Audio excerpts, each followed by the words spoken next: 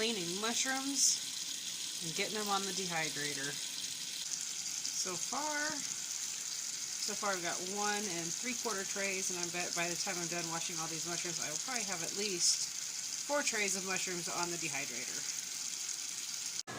I've got the dehydrator totally loaded. It's got 5 trays of mushrooms on it. This tray is kind of an exotic tray. It's got 7 different types of mushrooms. The rest of them, just pretty plain.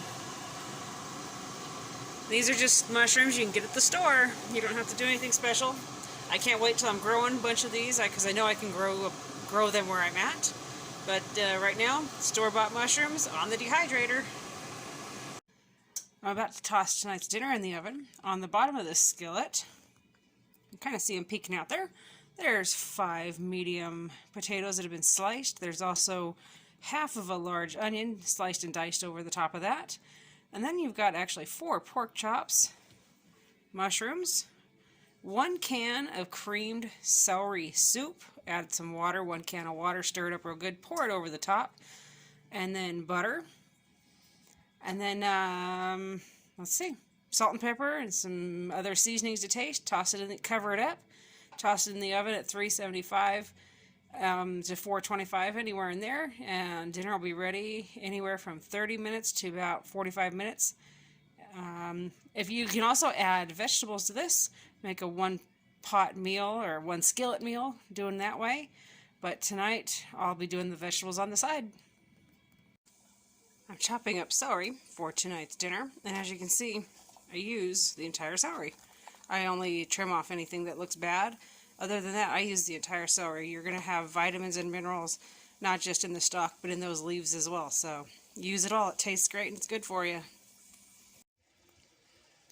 So something that I do to help stretch our food budget and to make sure we're actually eating the plant and getting more from it is I will leave on as much of the tender stalk on broccoli and cauliflower as I can. Chop it up and put it right on in with what you're cooking. There's nothing wrong with using it. Like, you can tell if there's one that's maybe woody and stringy, just cut that part off and use the rest. And then what also you can do, and I've already chopped it, but you can take the middle, the bunch, there's like a middle that all of these guys come off of. So like they're clumped, and there'd be a really thick middle. You can actually take that middle, let's say, pretend like this is really big, and you'd skin off the outer bit where it's stringy and woody and hard, and in the center, the heart is very, very good for you. So that's another thing you can do. So I mean, that's just another way that you can stretch your budget, use more of your plant, and it's just all around better for you. So go ahead and give that a try. Well, there we go. Dinner is done. Pork chops over sliced potatoes with onions and mushrooms. And over here, vegetables. We've got celery, broccoli, cauliflower. Oh, what else did I stick in there? Yeah, it's an odds and ends. But definitely celery, broccoli, and cauliflower. And there's garlic in there too. Yeah, end of the day, I don't remember what all I put in there, but it's a variety of things. It's going to go good with that.